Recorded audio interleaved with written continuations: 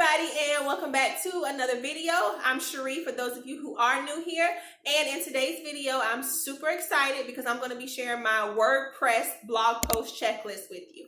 I know that I tend to glorify blogging. I always tell y'all how much fun it is and how excited I am and how many people I meet along the way, but truth be told, it can be overwhelming, especially when I'm getting ready to publish a new blog post, because after I look up my topic, do keyword research and all of that, and actually publish the blog post, I am just overwhelmed. And at the end, I tend to miss things, which, we all do that. It's not going to be perfect the right time around, but what we can do is try our best to simplify the process just to make sure we have crossed our T's and dotted all of our I's. So what I've done was created this checklist, and in this checklist, it gives you 9 things that you need to have before you publish that blog post. So make sure you stick around to the end of this video, because at the end, I will tell you how you can download your very own free copy of this checklist. So in most of my videos, y'all, I really try to get straight to the point. I don't want to give a lot of fluff and talk about a lot of extra stuff, only because I just like to get straight to it. But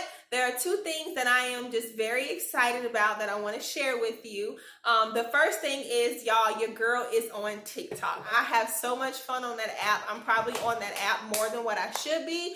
But needless to say, I got a TikTok, and go follow your girl. The second thing I want to say is I finally have a ring light, y'all. A ring light with a stand. So if you notice that my light is a little on point today, it's because I got a ring light. I graduated from a DIY ring. As a matter of fact, let me show y'all my old ring light. Is my DIY ring light. And obviously, when you're just getting started, it's okay to DIY a couple of things, okay? And if you want to know how you can make this ring light, I did a whole blog post, and I give you step-by-step tutorials, and I also give you the materials that you need to make your own DIY ring light. So your girl has graduated. Woo! I'm happy. Yeah, so no more DIY ring lights. Now that we got that out of the way, let's get into this video. Okay, so if you build your blog on WordPress, obviously, you can go back and you can make as many revisions as you want to. But why make revisions? Why go back and make edits and things like that when you can just get it right the first time? So that's why I created this checklist, and that's why I thought it was important just to share with y'all the 9 things that I make sure I have and I make sure I do before I publish each and every blog post. So the first thing you want to make sure you have is a Pinterest graphic. I usually create 4 pins for each blog post, and I use Canva to create my pins, and I did a whole video on how I create my pins using Canva, so make sure you check that video out. I'll leave it right here.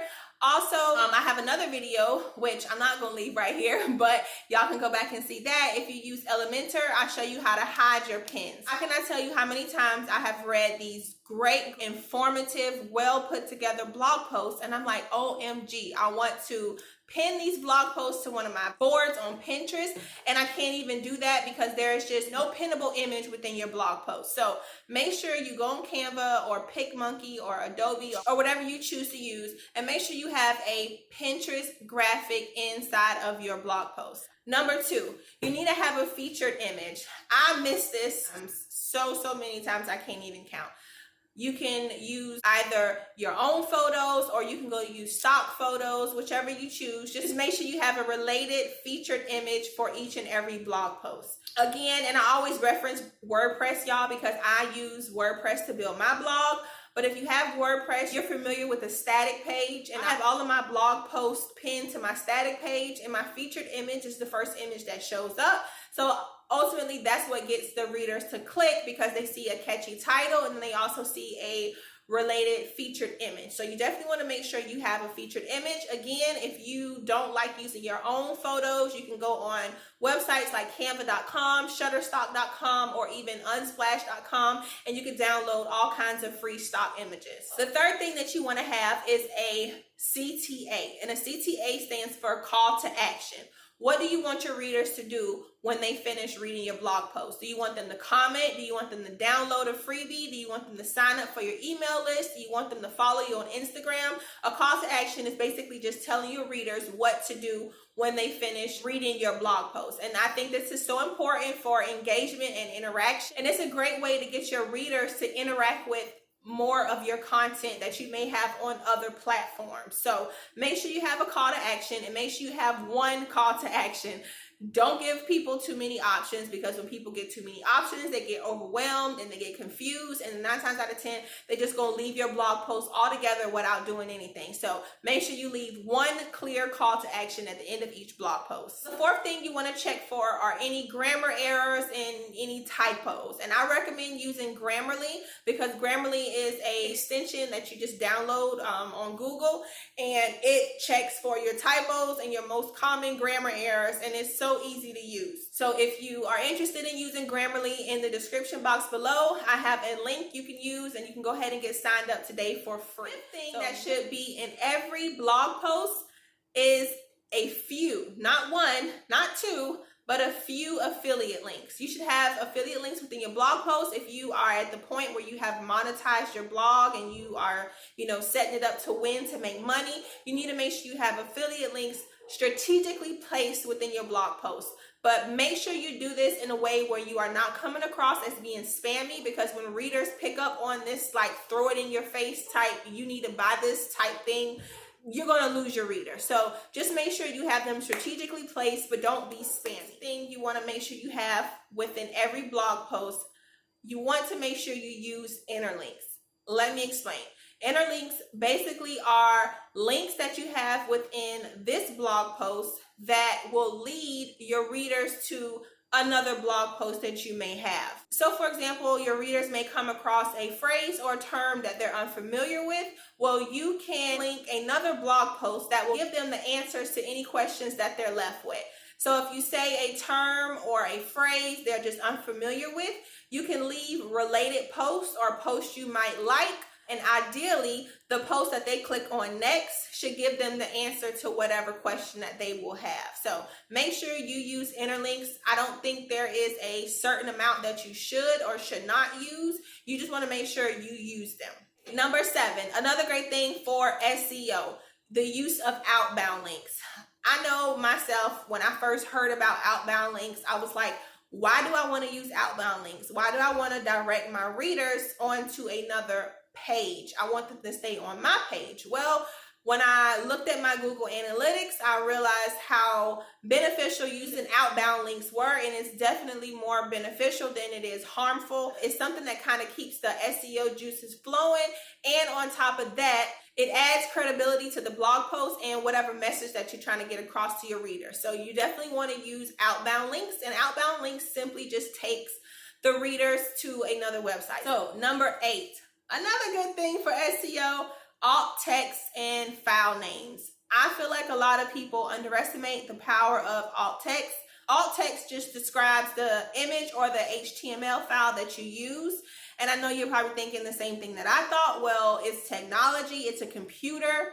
It should be able to use artificial intelligence and pick up on whatever this image is about. But truth of the matter is, it is the author's job to describe this image in text. So make sure you use your alt text. Now for file names, most of us upload images to our computer or we download stock images.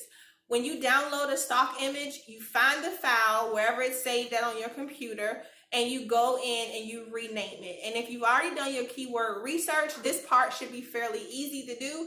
You just go in and you rename the file image. Do not use the default file name. Make sure you rename the file image and just use one of your long tail keywords or your key phrases that you found when you did your keyword research. All right, so number 9, I saved the best for last. Shorten your paragraphs, okay? Nobody wants to get on a blog where they have super long paragraphs. Reminds you of when you're in school and you used to read the textbooks that most of y'all probably didn't read, because I know I just like skimmed through mine. But you definitely don't want to have a lot of long paragraphs throughout your blog post, okay? I try to stick with a minimum of not a minimum. I try to stick with at least 150 words max for each paragraph. So one of the things that I find myself doing is going back on older posts and shortening up some of my paragraphs. You can put tweet images in between. You can put GIFs or GIFs, whatever you call them. You can put those in between some of your text. You could even put another pinned image between some of your text. But you don't want to have these long, drawn out paragraphs because attention spans are so short nowadays and nobody wants to get on there and read the book text. So make sure you go through and shorten your paragraphs. I'm telling y'all, I tried this method and it really does work. It holds the attention of your readers much longer. All right, everybody, so that is all for today's video. Very short and sweet and to the point. If you want to get a copy of this free downloadable checklist, I'll leave the link in the description below. Also, if you like this video, please do give me a thumbs up and share it with a friend. Also, you want to make sure you subscribe to my channel for more videos like this. Follow me on Instagram, and until then, I will catch y'all in the next video. Bye-bye.